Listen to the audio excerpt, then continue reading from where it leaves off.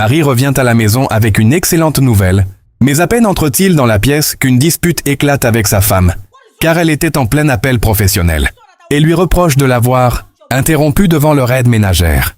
Très énervée, elle lui demande de connaître sa place et lui rappelle qu'elle est désormais la seule à subvenir aux besoins de la maison, depuis que son mari a perdu son activité.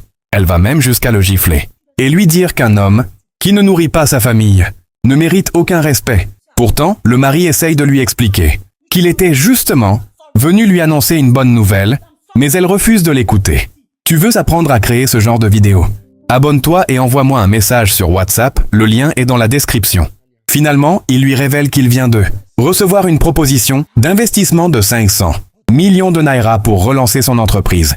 Il lui rappelle alors qu'il n'a jamais cessé de croire en lui-même, malgré les difficultés, et qu'il était venu partager cette victoire avec celle qu'il considère comme sa femme, mais qu'elle l'a humiliée et giflée devant leur employé.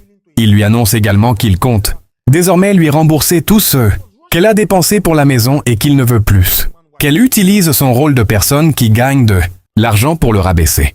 Après cette révélation, la femme comprend qu'elle est allée trop loin et demande à leur aide ménagère de l'aider à obtenir le pardon de son mari. L'aide ménagère lui explique franchement qu'elle a vraiment mal agi, car même lorsque les affaires de son mari allaient mal, elle devait continuer à le respecter et à le soutenir au lieu de l'humilier. Elle lui rappelle que son mari reste son mari, même dans les moments difficiles, et qu'elle ne devrait jamais mépriser quelqu'un simplement parce qu'il traverse une période compliquée.